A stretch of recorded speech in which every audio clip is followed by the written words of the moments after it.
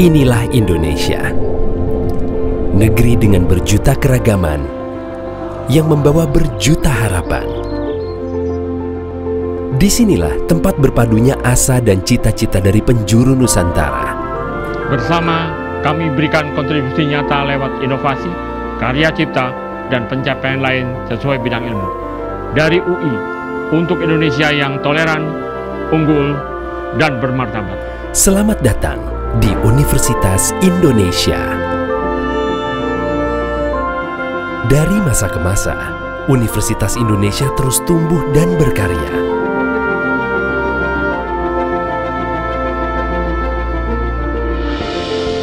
Sehingga menjadi salah satu institusi pendidikan yang terbesar, terbaik, dan terdepan di Indonesia dan Asia. Di sini, di Universitas Indonesia, berhimpunlah putra-putri terbaik bangsa. Dari beragam latar belakang, kami bangun sebuah komunitas intelektual yang saling memperkaya hasanah pengetahuan dan nilai kemanusiaan. Untuk mendukung pengembangan generasi yang unggul, Universitas Indonesia menghadirkan fasilitas penunjang studi bertaraf internasional serta mengimplementasikan teknologi tinggi untuk mendukung riset dan perkembangan industri.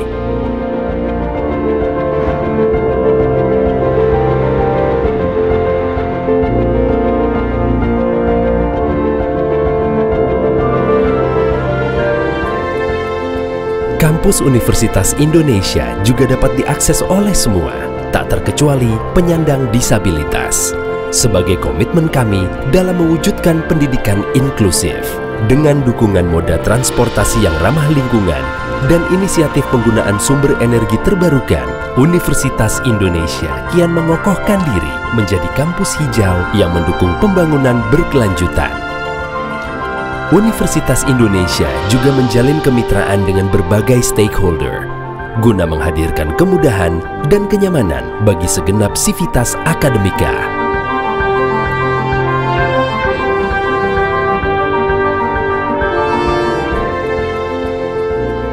Karena setiap insan adalah unik, dengan bakat dan minat yang beragam, Universitas Indonesia membuka peluang sebesar-besarnya bagi tiap individu untuk menggali dan mengembangkan talentanya. Dengan dukungan ragam fasilitas dan unit kegiatan mahasiswa, Universitas Indonesia mendorong semua mahasiswa untuk mewujudkan mimpi dalam prestasi.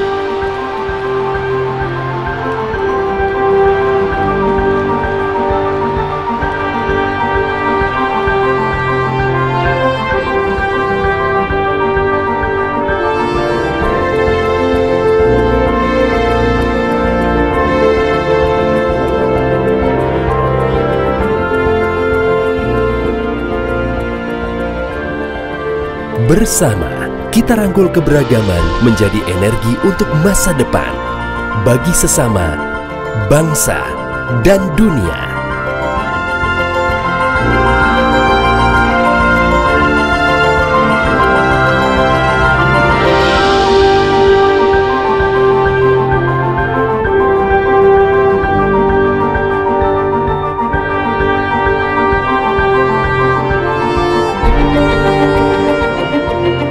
Universitas Indonesia, rayakan keberagaman.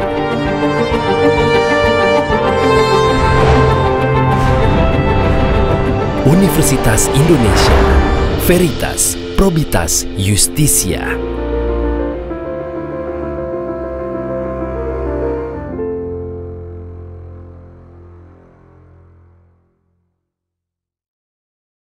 Dan mengabdi Tuhan, dan mengabdi bangsa dan negara Indonesia.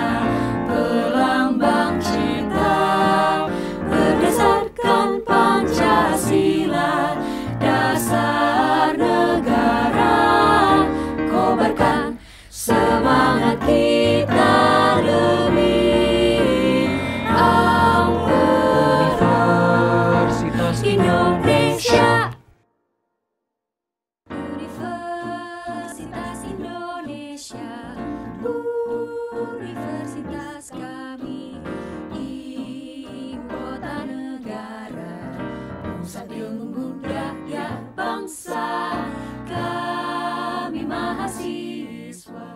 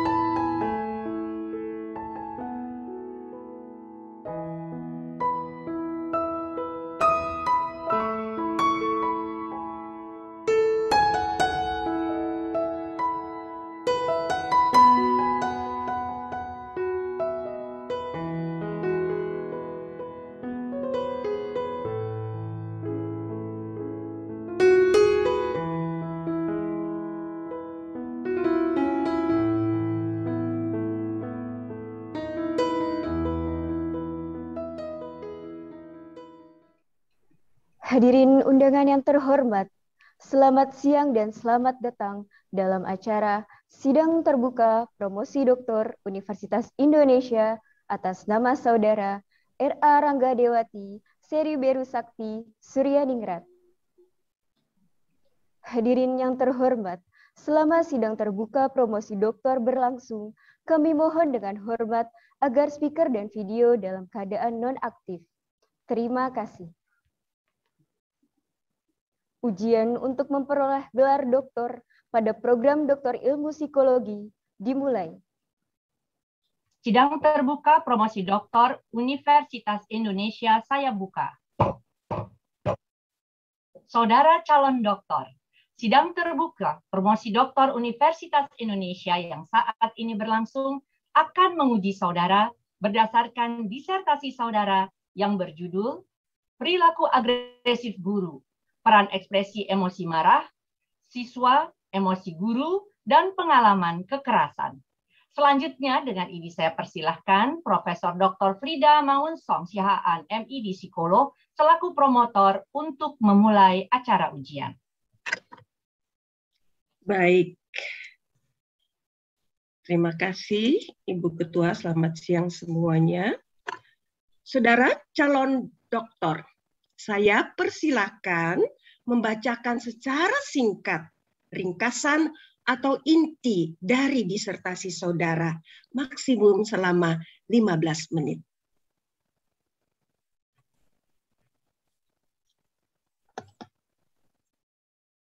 Yang terhormat Profesor Dr. Frida Mariam Maunsong Siahaan, MED Psikolog. Perkenankan saya membacakan ringkasan atau inti dari disertasi saya sebagai berikut. Perilaku agresif guru, peran ekspresi emosi marah siswa, emosi guru, dan pengalaman kekerasan. Sebagian disertasi ini telah dipublikasikan di jurnal Q1. Pembahasan tentang perilaku agresif guru seringkali dihindari karena masalah ini termasuk masalah yang sensitif.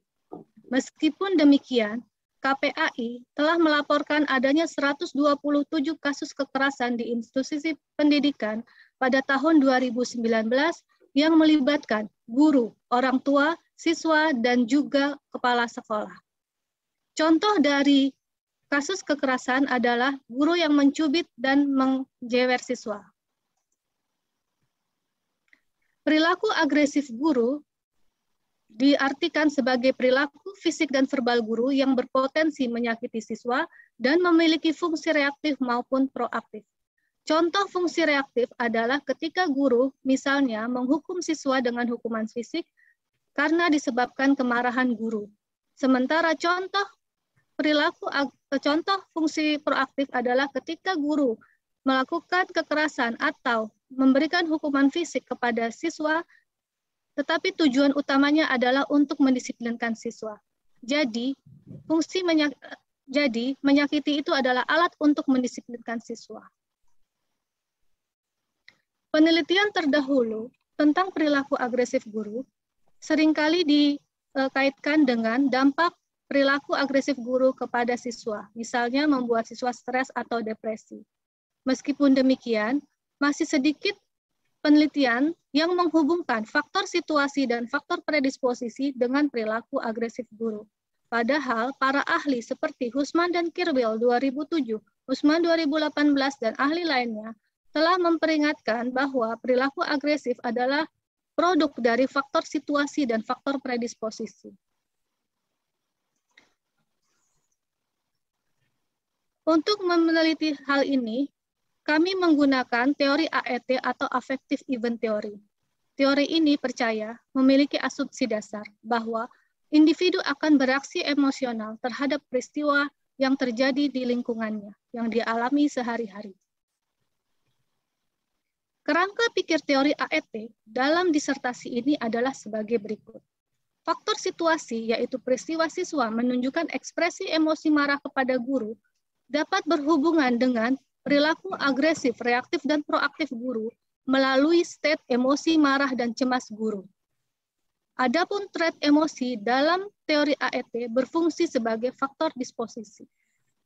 Namun, para ahli mengingatkan bahwa untuk menjelaskan perilaku agresif itu, ada faktor predisposisi lain, yaitu pengalaman kekerasan di masa lalu.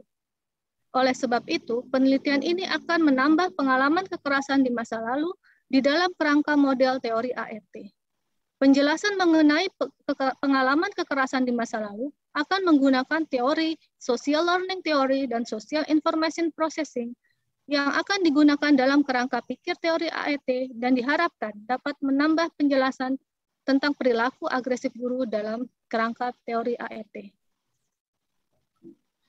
Pertanyaan penelitian disertasi ini adalah, apakah hubungan ekspresi emosi marah siswa, emosi guru, pengalaman kekerasan di masa lalu dengan perilaku agresif reaktif dan proaktif guru dapat dijelaskan dengan model teori AET. Untuk menyelesaikan penelitian ini, kami melakukan 2 buah studi. Studi pertama adalah untuk melihat perbedaan penerimaan terhadap perilaku agresif guru, khususnya pada individu yang sering mengalami kekerasan di masa lalu dan yang jarang mengalami kekerasan di masa lalu. Alasan penelitian studi 1 adalah karena adanya perbedaan penerimaan terhadap perilaku agresif guru menandakan adanya proses kognitif yang kompleks yang mengakibatkan sebuah pengalaman kekerasan di masa lalu dapat dikategorikan sebagai faktor predisposisi.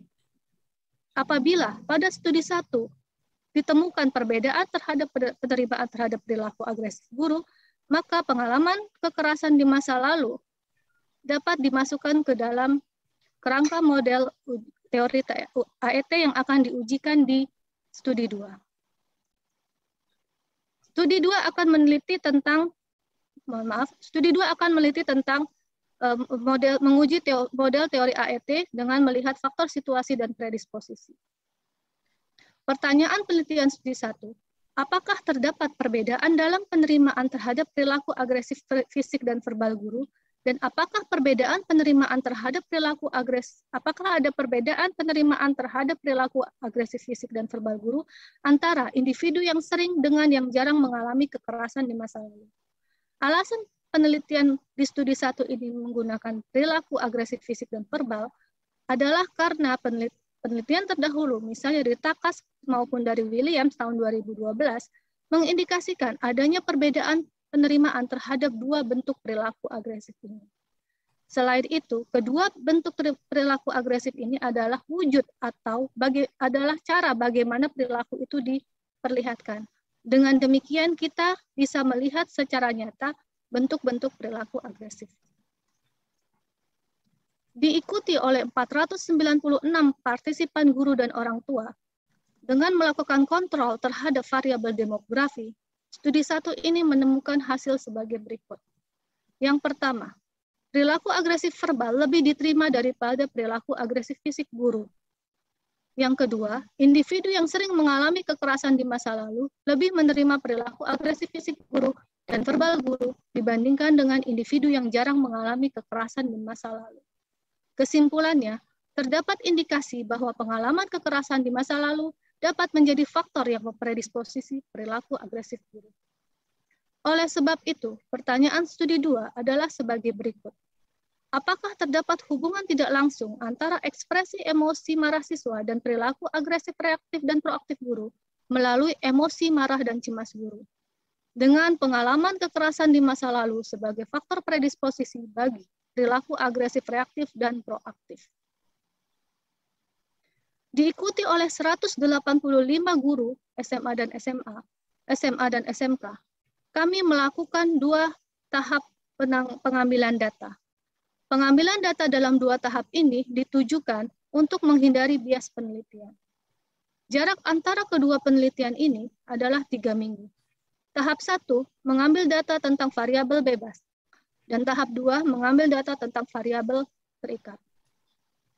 Menggunakan teknik analisa SEM dan disertai dengan teknik parseling, penelitian ini menemukan hasil CFA dan PET analisis dengan model yang fit.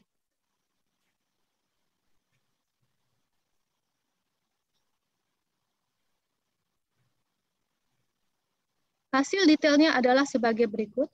Seperti Bapak dan Ibu saksikan di layar, hasil garis hitam menunjukkan hasil yang signifikan, sementara garis merah menunjukkan hasil yang tidak signifikan.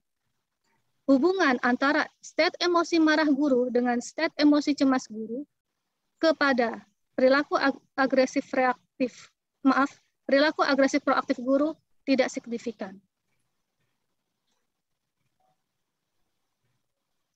Hasil ini secara singkat dilihat dari hasil hubungan tidak langsungnya, di mana ekspresi emosi marah siswa memiliki hubungan tidak langsung yang positif dengan perilaku agresif reaktif guru melalui state emosi marah guru, dan ekspresi emosi marah siswa memiliki hubungan tidak langsung yang negatif dengan perilaku agresif reaktif guru melalui state emosi guru. Kedua hipotesis ini terdukung.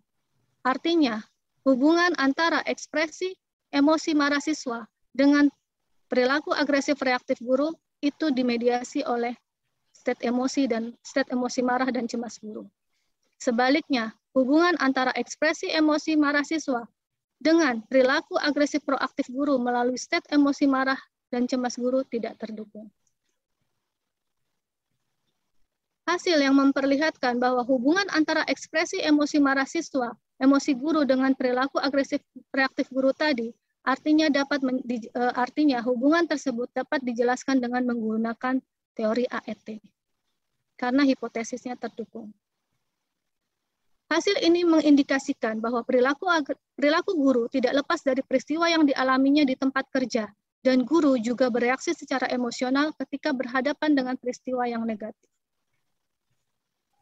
Hasil berikutnya terkait dengan pengalaman kekerasan di masa lalu dengan perilaku agresif reaktif dan proaktif guru mengindikasikan bahwa perilaku agresif reaktif guru dalam kerangka teori AET tidak dapat dilepaskan dari faktor predisposisi, yaitu pengalaman kekerasan di masa lalu. Hasil-hasil studi 2 ini memiliki implikasi sebagai berikut. Temuan yang menandakan adanya perbedaan toleransi terhadap perilaku agresif fisik dan verbal guru, khususnya pada individu yang sering dan jarang mengalami kekerasan di masa lalu, dan temuan yang memperlihatkan bahwa emosi marah guru memediasi hubungan antara ekspresi emosi marah siswa dan perilaku agresif reaktif guru, menandakan adanya kebutuhan sosialisasi tentang perilaku agresif guru dan pelatihan guru. Guru diharapkan dapat lebih mengenal emosinya, membedakan emosinya, dan dampak dari emosi yang dirasakannya terhadap perilakunya. Pelatihan berikutnya yang juga penting bagi guru adalah pelatihan tentang regulasi emosi. Selama ini, guru menurut Sutton tahun 2004, bahwa para guru masih seringkali merasa bingung antara melakukan regulasi emosi dengan menyembunyikan perasaannya. Sehingga strategi pelaksanaan atau pelaksanaan regulasi emosi tidak berjalan dengan baik. Hasil yang memperlihatkan pengalaman kekerasan di masa lalu berhubungan positif dengan perilaku agresif reaktif dan proaktif guru, menandakan adanya kebutuhan untuk mengurangi dampak negatif pengalaman kekerasan di masa lalu, misalnya melalui konseling guru.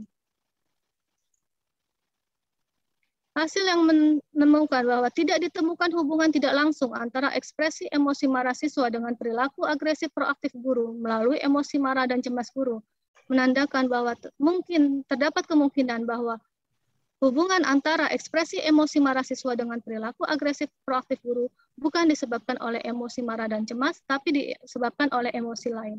Misalnya dalam penelitian Jambon dan Merck, itu terkait dengan emosi, simpati, dan empati. Selanjutnya, kemungkinan lain sehingga hipotesis mengenai perilaku agresif proaktif guru tidak terdukung adalah karena perilaku agresif proaktif guru adalah perilaku yang juga berhubungan dengan penilaian kognitif, sehingga penelitian berikutnya diharapkan dapat meneliti faktor-faktor yang berhubungan dengan pendekatan kognitif. Terima kasih. Saya persilahkan penyanggah pertama, yaitu yang terhormat Dr. Bagus Takwin, M.Hum, psikolog, untuk mengemukakan pertanyaan atau sanggahannya. Terima kasih, Bu Ketua Sidang. Saya mau menanyakan mengenai kekuatan atau kelebihan dari pendekatan teoretik yang dipakai. Kenapa pakai affective event theory ya? Kalau lihat dari persoalan, misalnya secara intuitif tuh, saya melihat misalnya persoalan guru tuh sering juga mengeluhkan kenapa dia agresif atau marah atau kesal itu karena ya seperti tertekan oleh situasi. Belum lagi persoalan-persoalan lain, misalnya ya soal ekonomi, kondisi ekonomi yang susah, soal ya fasilitas, sarana-prasarana yang belum terpenuhi, sehingga itu bikin mereka semacam apa ya, seperti frustrasi. Lalu kemudian ketika ada stimulus, siswa membuat marah, jadi kemudian dia jadi marah. Itu sepertinya malah lebih cocok dengan misalnya teori agresi frustrasi ya gitu. Kenapa kok saudari calon dokter memilihnya teori lain? Kenapa tidak teori ini? Apa kekuatan dari teori affective event teori ini? Silakan. Menjawab pertanyaan atau sanggahan dari penyanggah pertama, yang terhormat Dr. Bagus Takwin, M.Hum, psikolog. Alasan saya memilih teori affective event theory adalah sebagai berikut. Saya mengakui bahwa ada teori lain yang cukup dua dan cukup diakui oleh kalangan peneliti untuk menjelaskan perilaku agresif, misalnya teori frustasi agresi tadi. Namun sayangnya, teori frustasi agresi ini memiliki asumsi dasar bahwa semua perilaku agresif disebabkan oleh emosi frustasi. Jadi pasti ada keterlibatan emosi frustasi. Permasalahannya adalah faktor situasi yang saya angkat adalah ekspresi emosi marah siswa.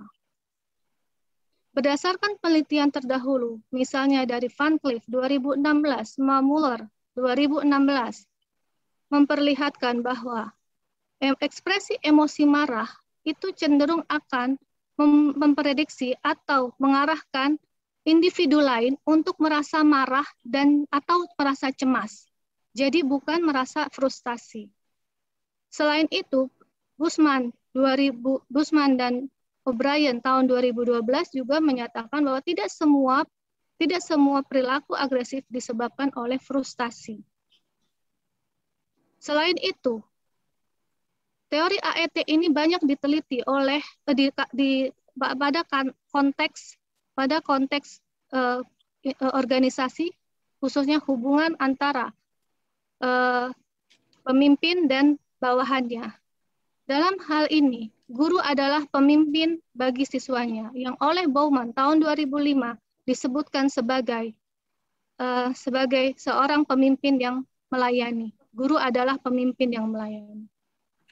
Berdasarkan argumen saya yang telah saya sampaikan, maka teori AET dikatakan lebih cocok untuk digunakan dalam penelitian saya, terutama karena penelitian saya meneliti tentang faktor situasi, yaitu ekspresi emosi siswa, yang menurut para peneliti lebih banyak berhubungan dengan emosi marah dan cemas, misalnya melalui pertukaran emosi, karena emosi yang menular, atau karena guru merasa cemas ketika melihat ekspresi emosi marah siswa, dan dapat diartikan sebagai sebuah ancaman terhadap tujuan pembelajarannya.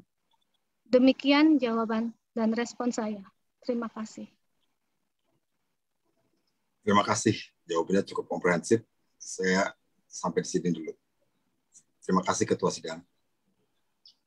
Saya persilahkan penyanggah berikutnya, yaitu yang terhormat Dr. Zainal Abidin, Master of Science, untuk mengemukakan pertanyaan atau sanggahannya. Baik, terima kasih Ibu Ketua Sidang.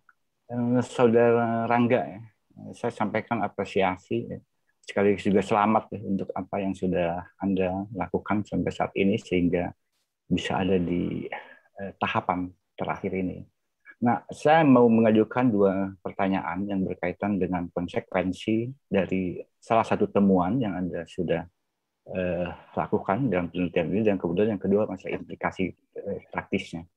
Nah, ada temuan yang menarik yang menunjukkan bahwa ternyata skor rata-rata perilaku agresif reaktif guru itu memiliki skor yang lebih tinggi dibandingkan dengan yang proaktif.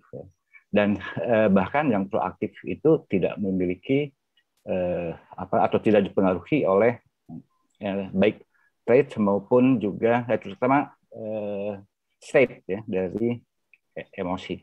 Nah, yang menjadi pertanyaan saya adalah begini. apakah ini berarti bahwa kekerasan proaktif itu sebetulnya dapat ditolerir? Karena Anda mengatakan ya, di dalam temuan itu bahwa tidak adanya hubungan emosi dengan proaktif itu, agresi proaktif itu, terutama kemungkinan karena dipengaruhi oleh emosi yang sifatnya positif, seperti misalnya empati dan simpati. Nah, yang jadi pertanyaan ini, apakah dengan demikian perilaku agresi yang sifatnya proaktif itu bisa ditolerir dalam praktek di sekolah? Silakan langsung dijawab saja untuk pertanyaan pertama. Menjawab pertanyaan atau sanggahan dari penyangga kedua, yang terhormat Dr. Zainal Abidin MSc.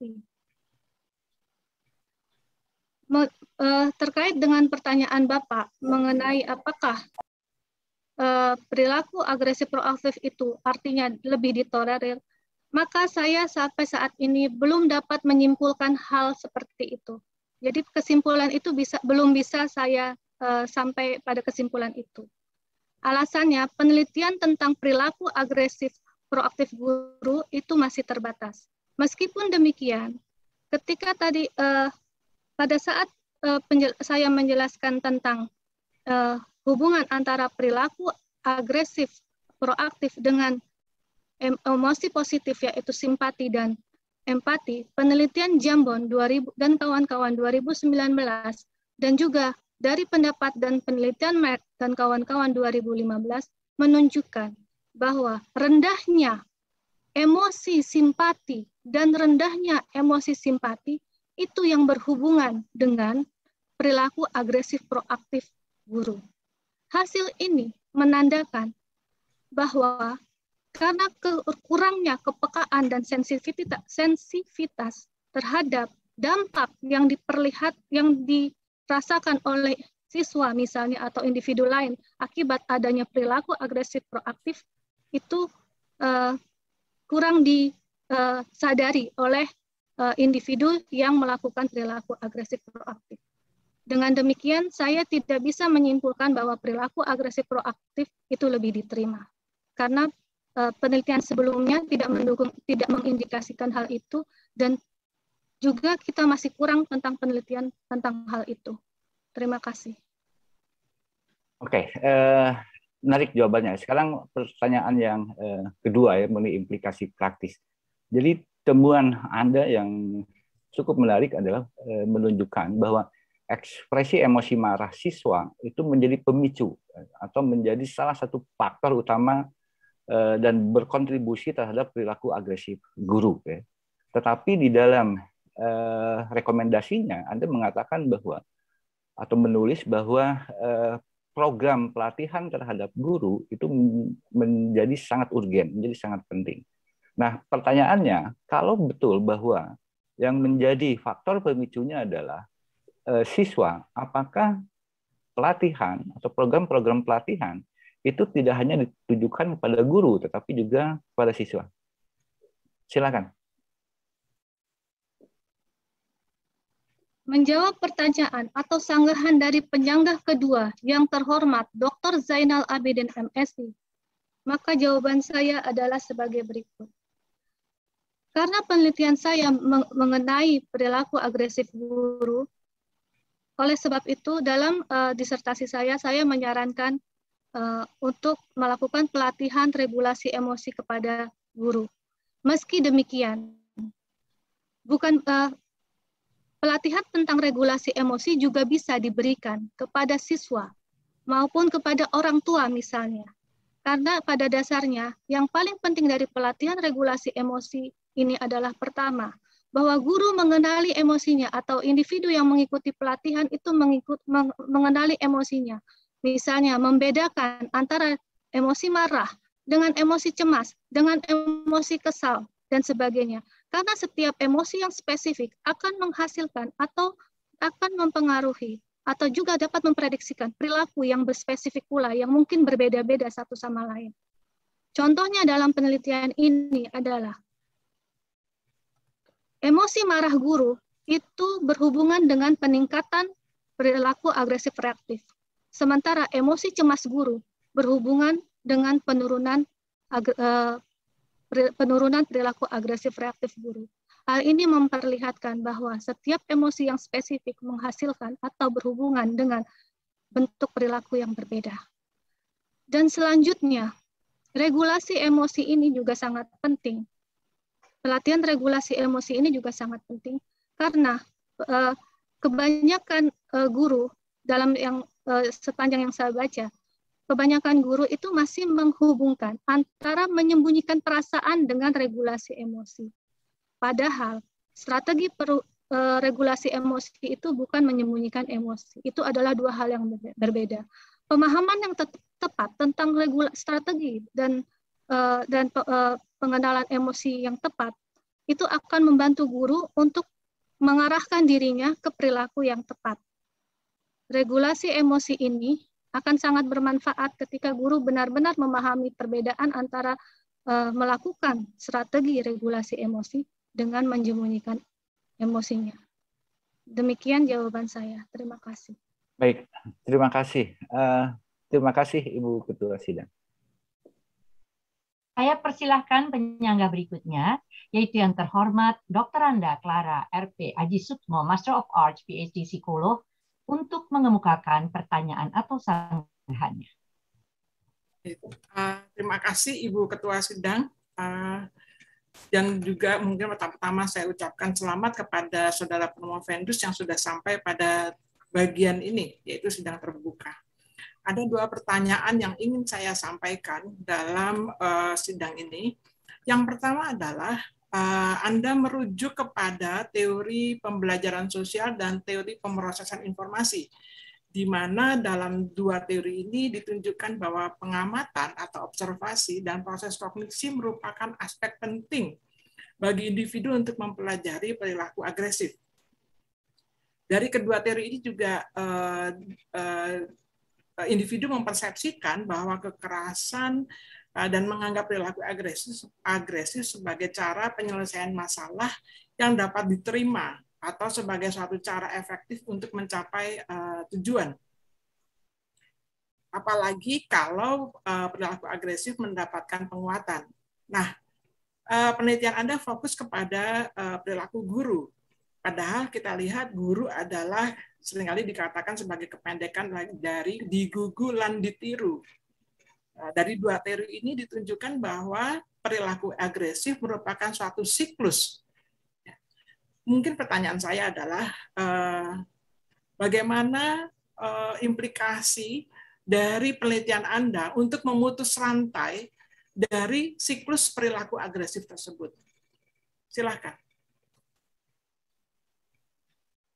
Menjawab pertanyaan atau sanggahan dari penyanggah ketiga yang terhormat Dr. Randa Clara RP Aji Sukmo, MA PhD Psikolog, maka jawaban saya adalah sebagai berikut.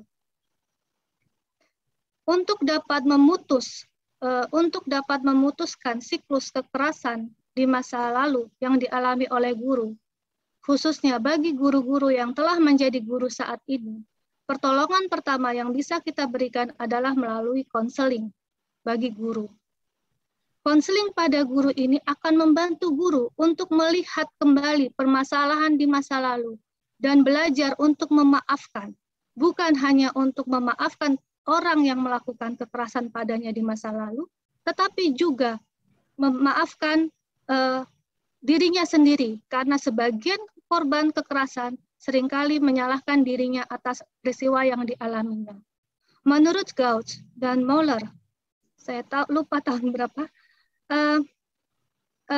kemampuan memaafkan diri ini akan membantu guru untuk berdamai dengan dirinya, sehingga dia dapat akan lebih santai atau lebih positif dalam menghadapi kehidupannya di masa depan. Jadi bisa move on, kurang lebih seperti itu. Demikian jawaban saya. Lalu yang kedua, untuk guru-guru, misalnya untuk rekrutmen rekrutmen guru, maka mungkin dapat dilakukan semacam sebuah seleksi untuk melihat bagaimana dampak kekerasan itu kepada guru dan seberapa banyak kita bisa membantu guru. Karena guru yang bahagia, tentunya siswanya ikut bahagia. Demikian jawaban saya. Terima kasih. Oke, berarti hanya menjadi klarifikasi untuk jawaban Anda, berarti konseling itu akan masuk ke dalam bagian dari intervensi Anda yang Anda sarankan. Ya, seharusnya demikian. Idealnya demikian. Jika memang kita semua sanggup, maksudnya punya potensi untuk melakukannya, kita punya potensi untuk melakukannya, itu adalah hal yang sangat ideal. Terima kasih. Oke, menarik jawaban Anda. Saya ingin menitik beratkan pada pertanyaan kedua ini adalah pada pernyataan Anda bahwa kalau guru bahagia, maka anaknya atau siswanya menjadi bahagia. Nah, ini betul apa yang Anda katakan dalam naskah Anda, bahwa situasi atau katakanlah situasi guru itu sangat punya peranan besar. Dan jadi kesejahteraan psikologis menjadi hal yang sangat penting bagi guru. Sementara itu, kita tahu bahwa profesi guru belum dihargai setinggi profesi yang lain, sementara fungsi guru punya peranan yang sangat penting dalam menyiapkan sumber daya manusia dari sebuah bangsa. Bagaimana yang Anda pikirkan untuk meningkatkan psychological well-being dari guru tersebut supaya memutus rantai dari kekerasan ini? Silakan. Menjawab pertanyaan atau sanggahan dari penyanggah ketiga yang terhormat Dr. Randa Clara, RP Aji Suksmo, MA PhD Psikolog, maka jawaban saya adalah sebagai berikut. Mengingat penelitian saya adalah tentang perilaku agresif guru, maka fokus intervensi saya adalah mengenai perilaku agresif guru. Meskipun demikian, terkait dengan pertanyaan Dr. Clara tentang bagaimana cara lain, misalnya untuk memutuskan siklus kekerasan ini terhadap guru, dampak kekerasan di masa lalu terhadap guru, maka memang diperlukan penelitian lebih lanjut mengenai hal itu agar kita bisa pertama mengetahui faktor-faktor apa yang sebenarnya memengaruhi guru. Misalnya, apakah faktor ekonomi, apakah faktor yang lain yang yang bisa digunakan sebagai kekuatan yang bisa digunakan sebagai kekuatan sehingga membantu guru untuk memutuskan siklus kekerasan tersebut. Namun sayangnya penelitian tentang hal itu masih sangat sedikit sehingga untuk memastikan bagaimana cara yang pasti atau yang tepat, itu masih diperlukan penelitian-penelitian lagi. Terima kasih. Oke, saya kembalikan kepada Ibu Ketua Sidang. Silakan. Terima kasih. Saya persilahkan penyangga berikutnya, yaitu yang terhormat Dr. Wahyu Indianti, MC Psikolog, untuk mengemukakan pertanyaan atau sanggahannya. Iya. Pertama saya mengucapkan selamat kepada Saudara Promovendus yang sudah sejauh ini sampai pada titik di mana ini adalah tahap terakhir dari hasil jerih payah Anda di dalam penelitian ini, ya. Saya ingin menanyakan kepada Saudara dua pertanyaan. Yang pertama adalah sekolah sebagai sebuah sistem. Karena kita lihat bahwa guru-guru yang melakukan agresivitas ini baik verbal maupun fisik itu ada di sekolah, ya.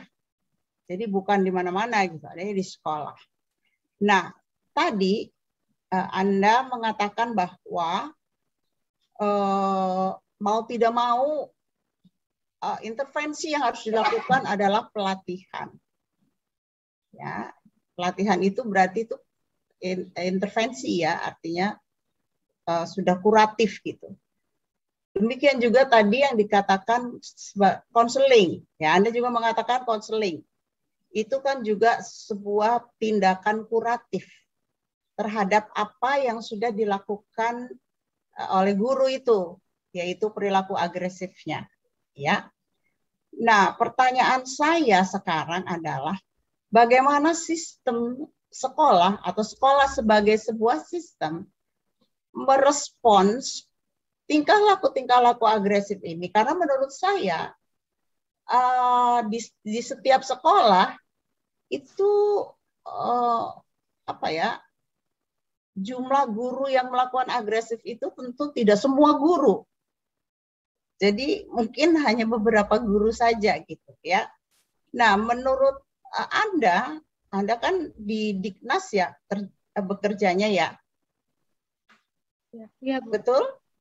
Iya, betul. Nah, sebagai pengambil kebijakan atau sebagai pihak yang regulator ya, jadi mengatur semuanya ini. Kira-kira selain pelatihan regulasi emosi, sebetulnya apa sih yang harus dilakukan oleh sekolah sebagai sebuah sistem untuk melakukan tindakan preventif? Ya, kita tahu bahwa rekrutmen yang ada di negeri kita ini, rekrutmen guru itu kebanyakan adalah kalau tidak ASN, ya kan, atau sekolah sendiri yang memberikan atau yang melakukan rekrutmen itu. Nah, selain rekrutmen, menurut Saudara Promovendus,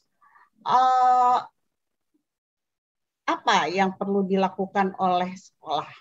Ya, itu pertanyaan pertama. Pertanyaan yang kedua adalah kalau individu itu memang sudah diketahui bahwa ternyata predisposisi agresif itu menjadi pemicu atau menjadi penyebab yang lebih kuat dibandingkan dengan proaktif agresif ya, agresif proaktif. Nah, bagaimana yang menguranginya sehingga itu dapat membuat seseorang itu tidak atau berkurang gitu tingkah laku agresifnya. Apakah hanya diberikan perilaku? Karena menurut saya pelatihan-pelatihan yang ada sekarang ini tujuannya lebih kepada kognitif, jadi memberikan pemahaman saja sampai pada tahap atau domain apa yang harus dilakukan di dalam sebuah pelatihan untuk mengurangi perilaku atau predisposisi agresif ini. Silakan dijawab. Menjawab pertanyaan atau sanggahan dari penyanggah keempat, yang terhormat Dr. Wahyu Indianti, MSI Psikolog, maka jawaban saya adalah sebagai berikut. Untuk jawaban yang pertama, langkah preventif yang selain rekrutmen yang bisa dilakukan sekolah adalah melakukan sosialisasi terhadap guru-guru baru. Seperti diketahui bahwa guru-guru baru, terutama yang 1 tahun pertama, itu seringkali mengalami burnout akibat tidak tahan ketika harus berhadapan dengan permasalahan di sekolah, khususnya dengan siswa. Hal itu berdasarkan penelitian SAFA 2002 dan Split 2011. Oleh sebab itu, ketika sekolah menerima guru baru, akan lebih memudahkan sekolah ke depannya jika sejak awal sudah dilakukan sosialisasi tentang perilaku agresif guru, sehingga guru bisa menghindari perilaku itu sebelum perilaku itu terjadi. Menjawab pertanyaan kedua, terkait, mohon maaf Bu, tadi pertanyaan keduanya tentang, bisa diulang lagi Ibu? Silakan diulangi.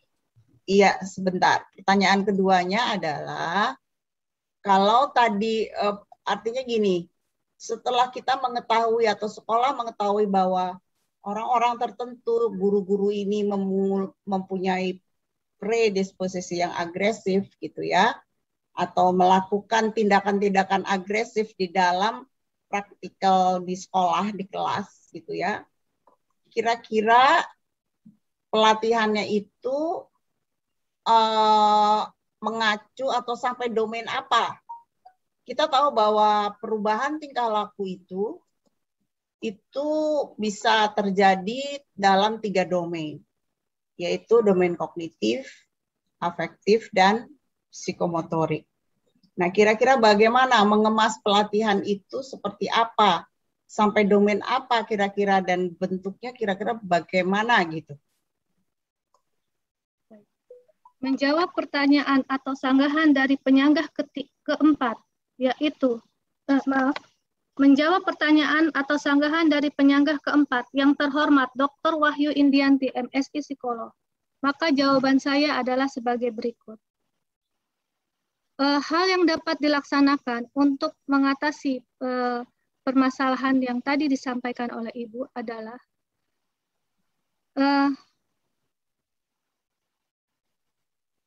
salah satunya adalah dengan membuat sebuah pelatihan, misalnya yang bukan hanya untuk mencapai ranah kognitif, maka bisa diberikan dalam bentuk pengetahuan-pengetahuan baru, misalnya diskusi tentang dampak perilaku siswa terhadap perilaku agresif guru terhadap siswa, terhadap guru dan sebagainya. Sementara untuk ranah lainnya, kita bisa mengajukan pertanyaan, misalnya seperti yang disampaikan oleh Weiss and Panzano tahun 1996,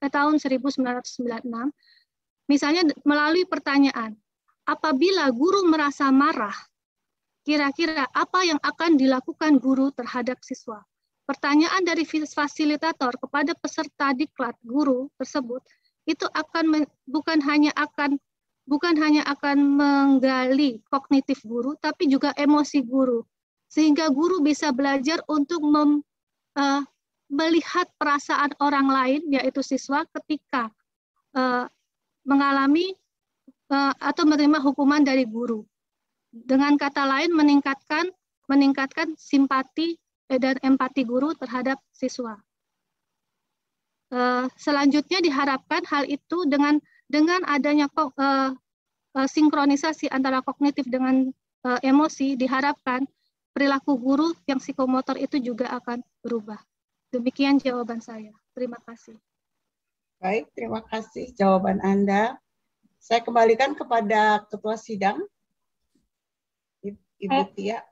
Saya persilahkan penyanggah berikutnya, yaitu yang terhormat Dr. Anda Farida Kurniawati, Master of Special Education, PhD Psikolog, untuk mengemukakan pertanyaan atau sanggahannya. Baik, terima kasih Ibu Ketua Sidang. Sebelumnya saya ucapkan selamat kepada Saudari Promovendus yang luar biasa sudah berhasil meneliti hal yang rasanya jarang ya diteliti di domain ini berkaitan dengan emosi guru. Ada satu pertanyaan dari saya berkaitan dengan hasil penelitian saudara, adalah ketika kita bicara keberhasilan suatu proses pembelajaran, student outcomes itu menjadi suatu hal yang amat penting, ya, karena biar bagaimanapun student adalah pihak yang bisa dikatakan menerima jasa dari apa yang diberikan oleh seorang guru. Penelitian Anda sudah membuktikan besarnya peranan emosi guru, sehingga bisa dikatakan bahwa jika guru merasa bahagia, merasa sejahtera, maka berharap student outcomes-nya juga jadi baik, sesuai dengan harapan, sesuai dengan apa yang ditargetkan. Terlepas dari apa yang sudah berhasil Anda temukan, saya ingin menanyakan apakah ada hal lain yang perlu kiranya kita teliti lebih lanjut, baik berkaitan dengan guru atau faktor-faktor lain yang mungkin saja kontribusinya bisa lebih besar terhadap student outcomes. Demikian, silakan.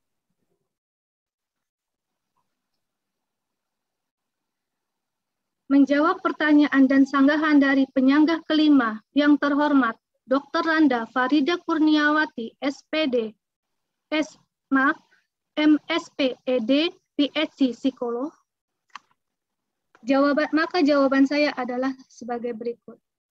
Terkait dengan penelitian-penelitian lain yang mungkin bisa ikut meningkatkan student outcome, itu sebenarnya akan banyak sekali, terutama jika itu berhubungan penelitian yang terkait hubungan antara siswa dengan guru. Seperti diketahui bahwa pada dasarnya guru mengharapkan hubungan yang hangat dengan siswa agar bisa mencapai outcome yang baik juga. Penelitian-penelitian misalnya dalam hal bagaimana reaksi emosi antara guru dengan siswa, terutama dari emosi-emosi positif, itu juga dapat dapat mengembangkan atau diharapkan dapat berhubungan dengan student outcome. Contohnya ketika guru menunjukkan ekspresi gembira atau bersemangat ketika mengajar, maka diharapkan siswa juga merasakan hal yang sama.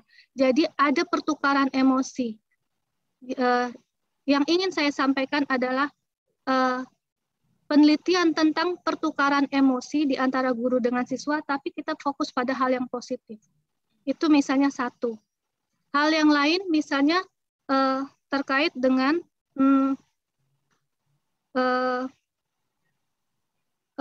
bagaimana cara guru memimpin siswa, termasuk tentang peran guru sebagai pemimpin yang melayani atau servant leader. Seperti diketahui bahwa para ahli seperti Lieberman tahun 2005 dan maaf tahunnya saya lupa, tapi Bauman tahun 2005 menyebutkan bahwa guru adalah pemimpin yang melayani. Penelitian tentang pemimpin yang melayani dalam konteks guru dengan siswa, sejauh yang saya tahu itu masih sangat sedikit. Oleh sebab itu, hal itu juga bisa digunakan untuk penelitian selanjutnya guna memprediksi student outcome.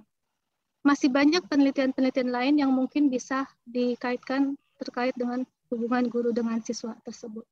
Demikian jawaban saya. Terima kasih. Baik, terima kasih atas jawabannya, menyambung tadi apa yang sudah Anda sampaikan. Kira-kira seberapa penting kita sendiri perlu mengukur student outcomes tersebut dikaitkan dengan emosi guru untuk lebih meyakinkan peranan emosi itu sendiri terhadap student outcomes. Jika memang penting, kira-kira pengukurannya dalam bentuk apa?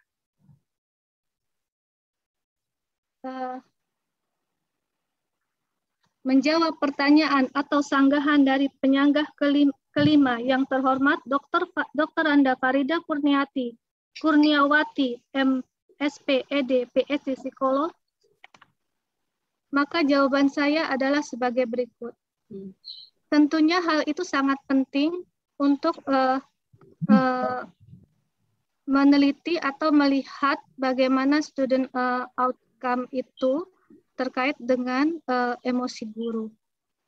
Beberapa hal yang mungkin bisa kita lakukan untuk meneliti hal itu adalah dengan melihat hasil pembelajaran siswa atau bagaimana respon siswa ketika di kelas.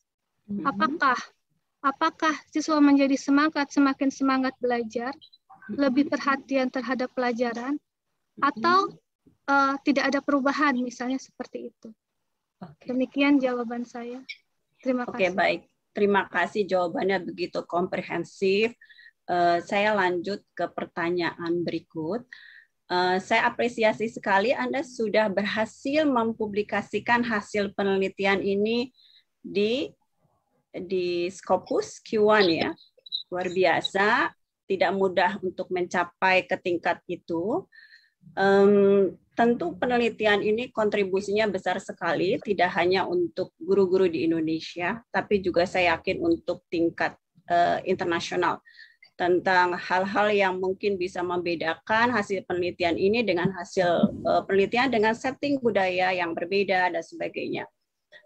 Apakah berkaitan dengan ini, kira-kira kedudukan atau kontribusi penelitian Anda terhadap psikologi pendidikan, terutama dengan berkaitan dengan penelitian guru, seperti apa? Bila dikaitkan dengan penelitian-penelitian yang sudah ada.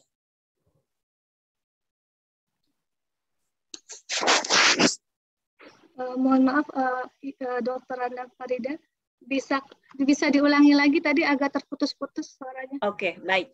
Saya ulangi.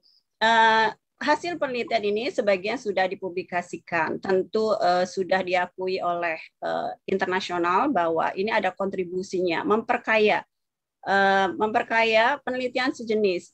Yang saya ingin sekali mendengarkan kembali, mungkin dalam konteks yang lebih elaboratif, adalah posisi kontribusi dari hasil penelitian ini terhadap hasil penelitian serupa atau kurang lebih sama yang dilakukan, tapi dengan latar belakang budaya yang berbeda, mungkin negara yang berbeda dan sebagainya. Seperti itu. Apa cukup terdengar? Ya, sudah. Menjawab pertanyaan dan atau sanggahan dari penyanggah kelima, yang terhormat Dr. Anda Farida Kurniawati, MSP, ED, PhD Psikolog. Adapun kontribusi penelitian ini, termasuk penelitian yang sudah dipublikasikan terhadap masyarakat di Indonesia terkait dengan budaya misalnya, adalah sebagai berikut. Budaya Indonesia dikenal sebagai budaya yang memiliki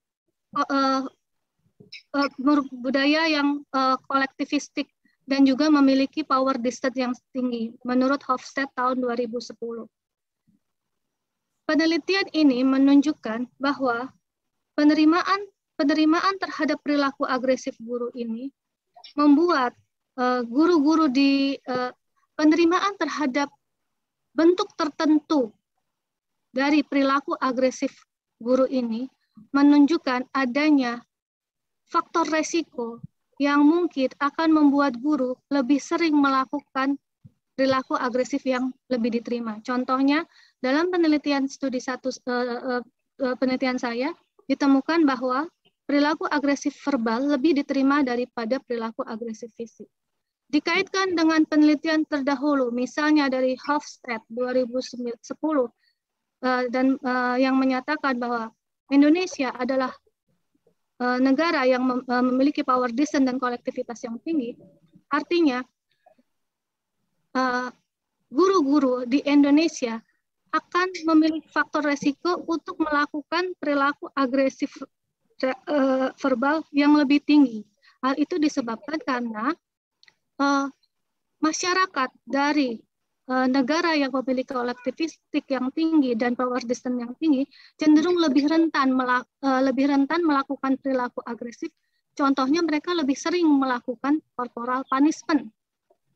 Dan ini juga diakui oleh penelitian Gershoff 2017 yang menempatkan Indonesia di peringkat 62 sebagai negara yang menyetujui dianggap menyetujui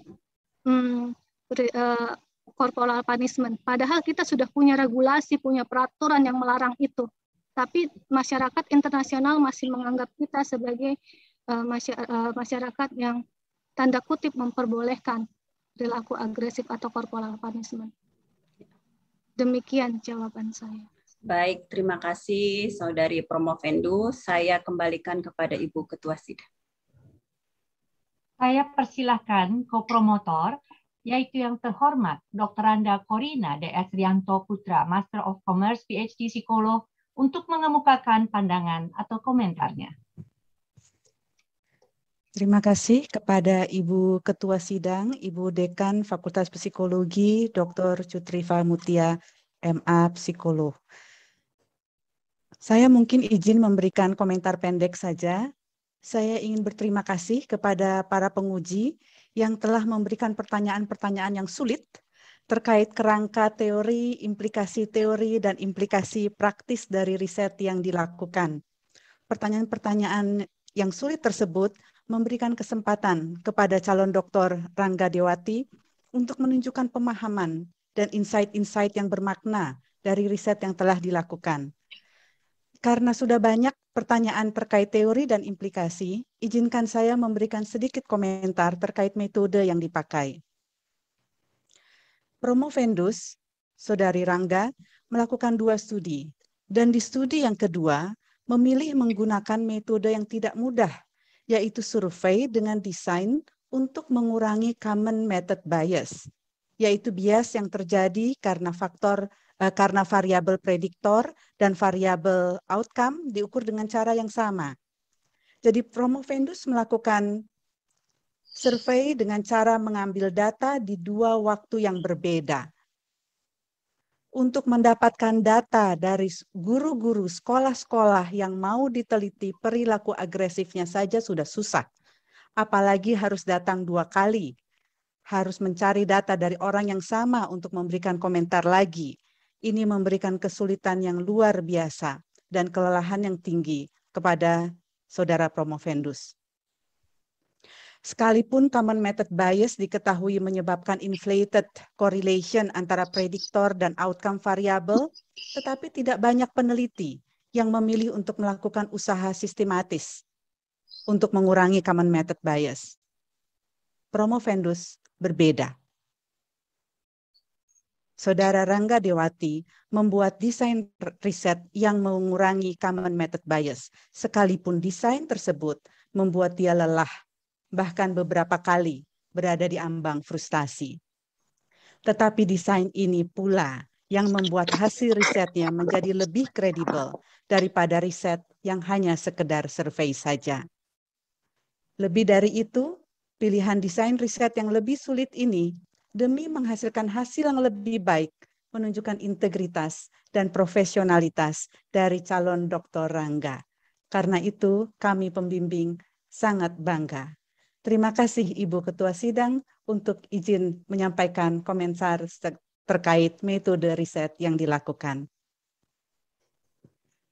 Saya persilahkan promotor, yaitu yang terhormat Profesor Dr. Frida Mangunsong, Sihaan Master of Education Psikolog, untuk mengemukakan pandangan atau komentarnya. Baik, terima kasih Ketua Sidang. Saya akan mengemukakan pendapat, komentar, dan seluk-beluk perjalanan penulisan disertasi Rangga pada pidato saya setelah ini. Terima kasih.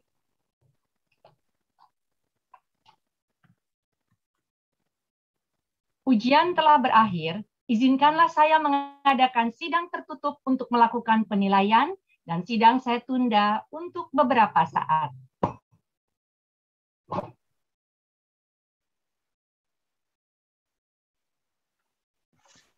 Waktu habis, ujian telah selesai. Tim penguji promosi doktor Universitas Indonesia meninggalkan ruang sidang terbuka menuju ruang sidang tertutup. Hadirin dimohon berkenan untuk menunggu sejenak, sementara tim penguji melakukan penilaian. Kami mohon agar speaker dan video tetap dalam keadaan non-aktif.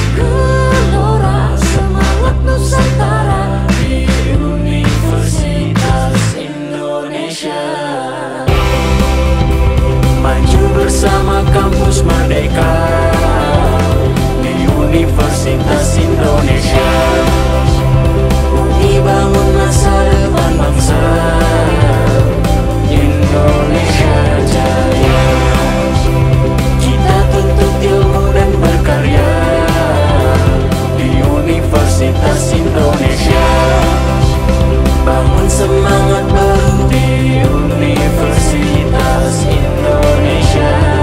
Bersama untuk maju bersama kampus merdeka di Universitas Indonesia. Membangun masa depan bangsa Indonesia jaya. Kita tuntut ilmu dan berkarya di Universitas Indonesia. Bangun semangat baru di Universitas Indonesia. Bersama tunjukkan mahakarya, mengembang nama putra-putri bangsa. Gelora semangat Nusantara di Universitas Indonesia. Bersama tunjukkan mahakarya, mengembang nama putra-putri bangsa. Gelora semangat Nusantara di Universitas Indonesia. Bersama tunjukkan mahakarya, mengembang nama putra-putri bangsa. Gelora semangat Nusantara di Universitas Indonesia.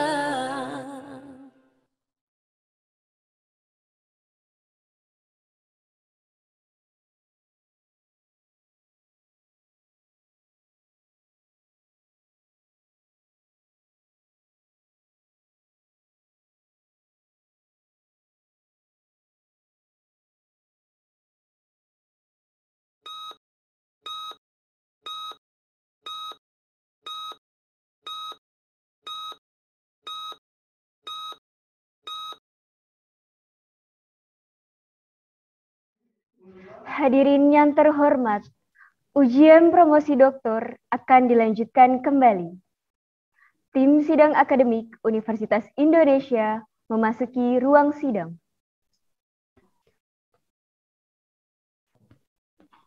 Sidang terbuka promosi doktor Universitas Indonesia saya buka kembali. Calon doktor Saudara R.A. Rangga Dewati Seri Beru Sakti Suryaningrat. Kami telah mempelajari dengan seksama disertasi yang saudara ajukan, serta memperhatikan pula pembelaan dan argumentasi saudara terhadap para penyanggah. Selanjutnya, tim promotor yang diketuai Profesor Dr. Frida Mangunsong Siahaan, Master of Education Psikolog, telah menyampaikan keterangan mengenai perkembangan keahlian saudara dan juga Ketua Program Studi Doktor telah melaporkan hasil ujian proposal disertasi, ujian hasil riset, serta publikasi artikel ilmiah saudara. Prestasi saudara sungguh luar biasa dan saudara telah menunjukkan usaha yang sungguh-sungguh dalam perjalanan penyelesaian disertasi saudara.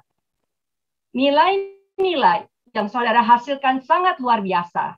Saudara memperoleh nilai indeks prestasi kumulatif 3.92. Maka berdasarkan itu semua, tim sidang akademik memutuskan untuk mengangkat Saudara R.A. Rangga Dewati Seri Beru Sakti Suryaningrat menjadi doktor dalam bidang ilmu psikologi dengan yudisium cum laude. Selanjutnya, saya persilahkan promotor Profesor Dr. Frida Mangunsong Siahaan, Master of Education Psikolog, untuk menyampaikan sambutannya. Sambutan oleh promotor. Baik, selamat siang. Assalamualaikum warahmatullahi wabarakatuh. Salam sejahtera buat kita semua. Om Swastiastu, Namo Buddhaya, salam kebajikan. Bapak, Ibu, saudara-saudari, pimpinan di Fakultas Psikologi, tim penguji, hadirin sekalian yang saya hormati dan kasihi. Hari ini merupakan hari yang sangat kami tunggu-tunggu. Karena Rangga Dewati, mahasiswa bimbingan S3 saya yang ke-9 sebagai promotor. Kali ini bersama dengan Dokteranda Korina Rianto Putra, MCom PhD Psikolog sebagai kopromotornya, akhirnya dapat menyelesaikan studinya dan berhasil lulus dengan sangat baik sangat baik sampai cum laude ya Rangga, setelah mengikuti sekolah doktor yang diikutinya sejak tahun 2016, tepat 5 tahun. Betapa lega, bahagia, dan bangganya hati kami, sebagaimana yang pasti Rangga rasakan, dan juga tentunya suami Bapak Purwadi Suprihanto, ada ya di sini ya, yang kata Rangga adalah batu karang bagi Rangga, yang ternyata merupakan cucu dari tokoh pendidikan Ki Hajar Dewantara. Jadi kakek buyut dari Rangga memang tokoh pendidikannya, makanya Rangga sekarang juga bergelut di dunia pendidikan. Terima kasih karena selalu ada di samping Rangga di saat-saat sulit, mendukung dan menemaninya selama proses penulisan disertasi ini. Terima kasih pada anak-anak tercinta, Faiha yang masih berkuliah di Fakultas Psikologi UGM, mengikuti Bunda juga ya di psikologi, dan Pasya di kelas 2 SMA saat ini. Mereka adalah sumber kekuatan, tumpuan kasih sayang yang menjadi inspirasi, motivasi, dan juga kekuatan dalam melakukan studi mendalam tentang pentingnya interaksi guru siswa di sekolah.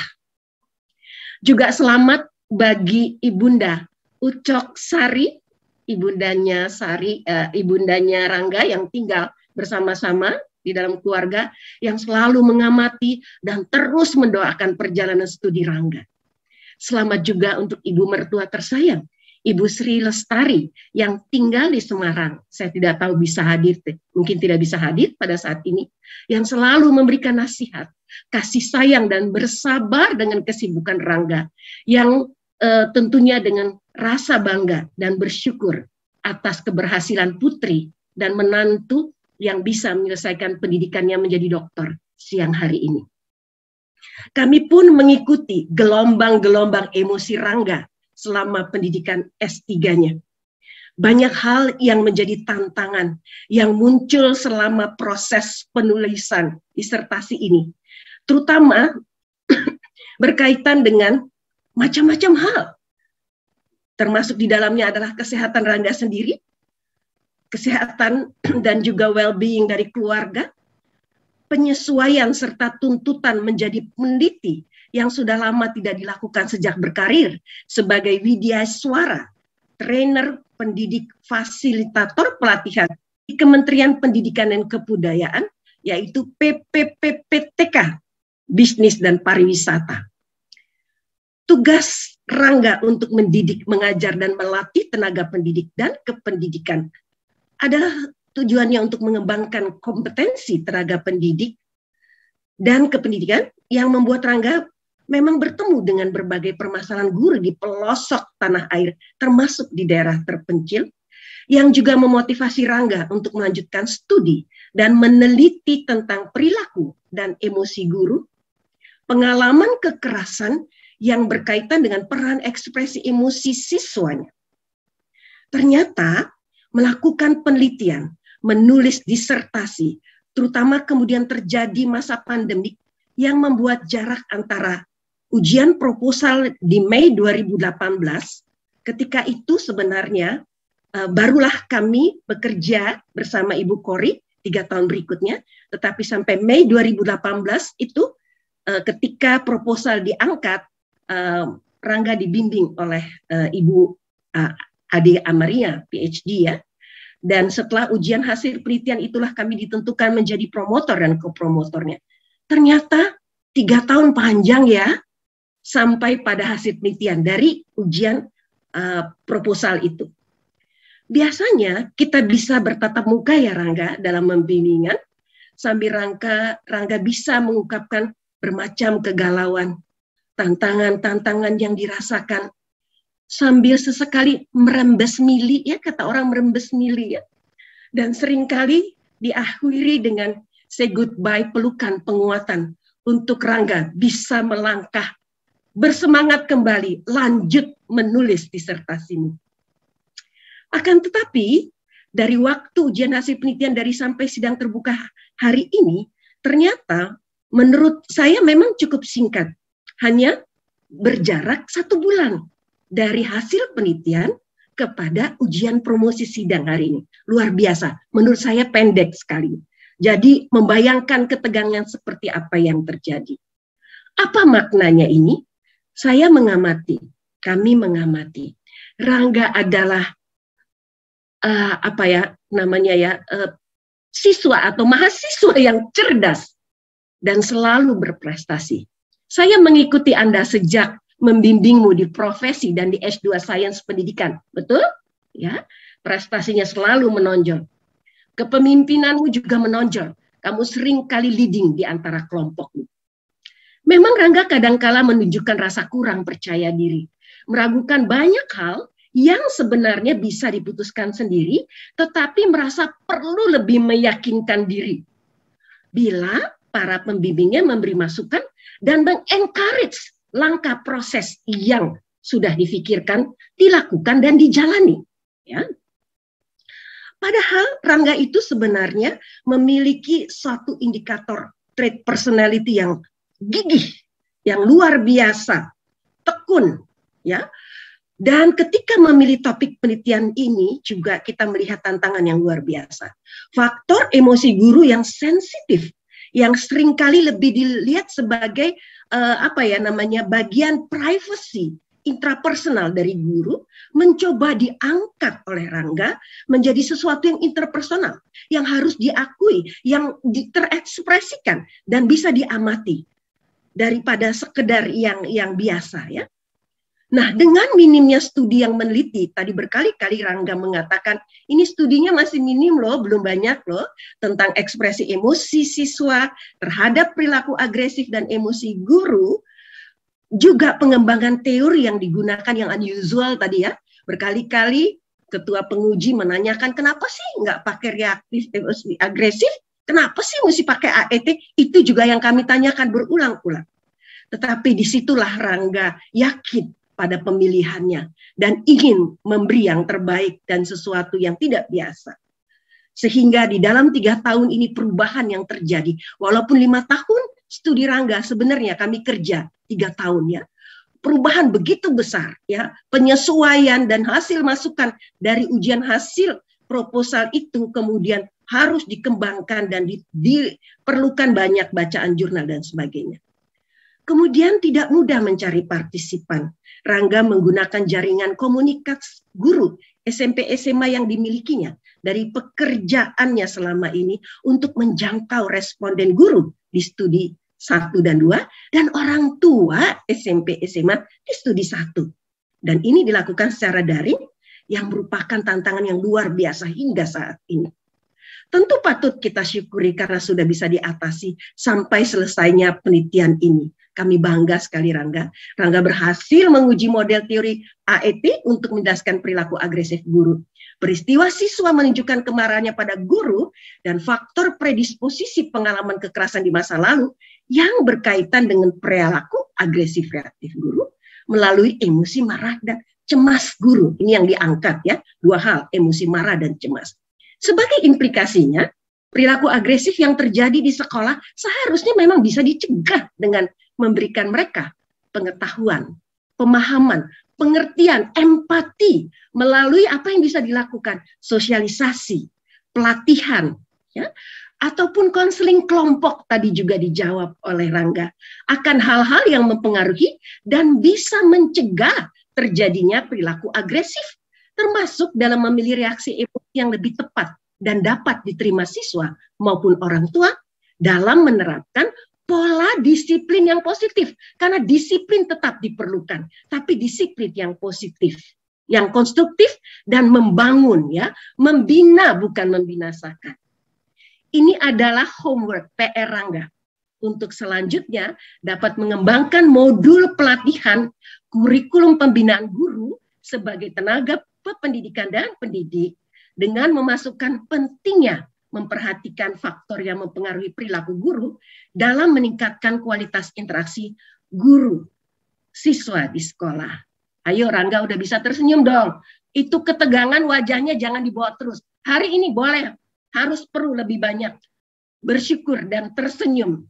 Karena ini menular loh. Ya tadi kan kamu bilang, apa yang dilakukan oleh guru. Kamu akan menjadi orang yang disorot dengan penelitianmu ini dan harus memberikan semangat, motivasi, senyum kekuatan untuk bisa berjalan sebagai guru yang penuh konstruktif dan juga disiplin positif ya. Akhirnya, selaku promotor Saudari Dr. Raden Ajen Rangga Dewati, Sri Berusakti Suryani Ningrat, MC Psikolog, ini sulit bagi kami meringkasnya ya. Saya mengatakan memang Rangga Dewati saja supaya lebih mudah. Saya mengucapkan terima kasih pada kopromotor saya, kami, Dr. Anda Korina Rianto Putra, Buru Silalahi, MCom PhD Psikolog, yang selalu sehati, seiring sejalan dalam mendampingi Rangga selama 5 tahun. Saya yakin Rangga tidak pernah konflik karena kami juga tidak pernah berkonflik ya Rangga ya. Kami berterima kasih sebesar-besarnya pada para penguji, Dr. Bagus Takwin M.Hum Psikolog, Dr. Zainal Abidin MSI, Dr. Anda Clara Aji Suksmo MA PhD Psikolog, Farida Kurniawati SPM Special Ed PhD Psikolog, dan Dr. Wahyu Indianti MC Psikolog yang telah membaca, mengkritisi dan memberi masukan yang konstruktif untuk penyempurnaan penulisan disertasi Rangga dalam beberapa kali proses ujian yang menjadi persyaratan studinya. Luar biasa, makanya Rangga bisa sempurna, sesempurna cum laude yang dicapainya. Terima kasih juga kepada Dr. Anda Amarina Arianto PhD yang menjadi pembimbing akademik Rangga pada masa awal studi S3 2 tahun pertama di UI. Turut bersyukur dan berterima kasih kepada Kaprodi Pascasarjana, Profesor Dr. Guritna Ningsih Santoso pada periode 2014 sampai 2018, dan dilanjutkan oleh Kaprodi Doktor kita, Profesor Dr. Elizabeth Kristi Purwandari M.Hum, psikolog yang akan sebentar lagi dikukuhkan guru besarnya, dan Dekan Dr. Cutriva Mutia Umar Ali MA Psikolog dengan bertambahnya lulusan program S3 Psikologi UI hari ini. Terima kasih kepada semua pihak, keluarga, seluruh pimpinan BBPP MPF. Saya susah sekali menerjemahkan semua singkatan itu. Bisnis dan Pariwisata, Kementerian Pendidikan dan Kebudayaan. Sekolah menengah atas negeri dan sekolah menengah kejuruan negeri yang menjadi partisipan penelitian Rangga. Pihak pemberi beasiswa LPDP. Teman-teman Rangga, baik seangkatan maupun sebelum dan sesudahnya. Dan semua pihak yang tidak dapat disebutkan di sini, yang hadir pada saat ini, yang sudah mendukung sampai Rangga menyelesaikan studi doktoralnya siang ini. Sekali lagi, selamat. Kami bangga untukmu, Dr. Rangga Dewati dan keluarga. Tuhan memberkati langkah kehidupan dan karir Rangga pasca doktoral ini. Kami katakan kamu akan jadi pemimpin di negeri ini. Ya, di bidang pendidikan. Nanti bisa menggantikan jadi menteri. Mas Menteri jadi Mbak Menteri Pendidikan barangkali ya. Jadi tugas-tugas yang akan mengikuti selaku widya suara di tempatmu berkarya dan berkarir tentunya. Kiranya hasil karya Rangga ini betul-betul dapat diimplementasikan untuk memberi peluang peningkatan diri, kualitas mengajar guru agar mereka lebih interaktif, proaktif, non-agresif, dan memberi kehangatan motivasi untuk menumbuhkan insan-insan yang mereka didik. Semoga para hadirin sekalian yang peduli pada pendidikan, para pendidik, guru, orang tua, siswa, bisa melihat juga dan mengimplikasikan aspek-aspek penting yang tadi perlu diperhatikan, ditingkatkan dalam berinteraksi, dalam proses belajar mengajar di sekolah. Terima kasih, Tuhan memberkati kita sekalian. Amin.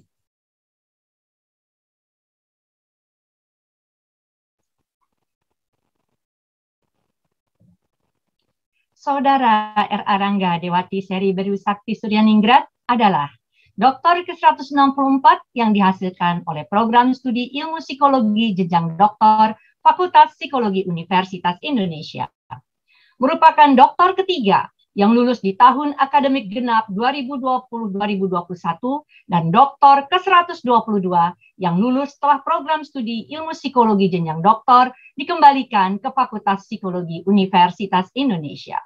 Apresiasi kami atas kehadiran Kepala Balai Besar Pengembangan Penjaminan Mutu Pendidikan Vokasi Bisnis dan Pariwisata Kemendikbudristek Bapak Sabli SHMH, Kepala Pusat Pengembangan dan Pemberdayaan Pendidik dan Tenaga Kependidikan Kemendikbudristek Dr. Hajah Juariati Azari MPD, keluarga yang hadir, Bapak Purwadi Suprihanto, Ibu Ucok Warimah, Bapak RM Perwirawakti Suryaningrat, Ananda Faiha, Azka Azahira, dan Ananda Muhammad Pasha As-Salabi, Ibu Sri Lestari, dan Bapak Masdar.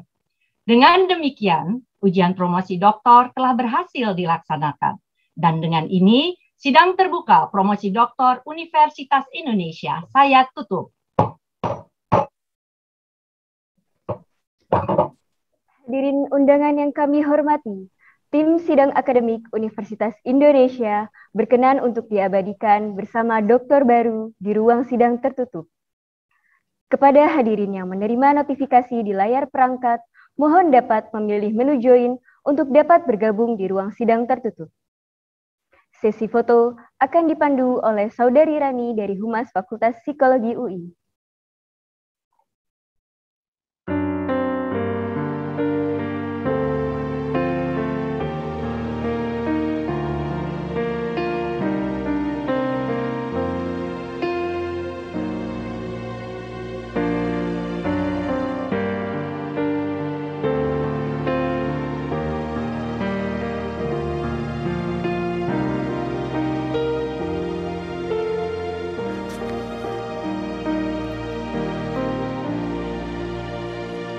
Satu rasa persaudaraan, satu dalam berkarya, membangun jiwa yang luhur, berbakti bagi sesama dalam wadah persatuan psikologi UI tercinta.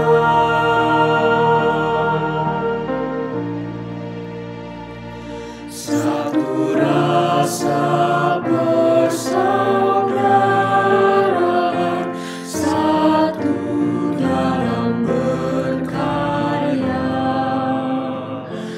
membangun jiwa yang luhur, berbakti bagi sesama dalam wadah persatuan psikologi UI tercinta.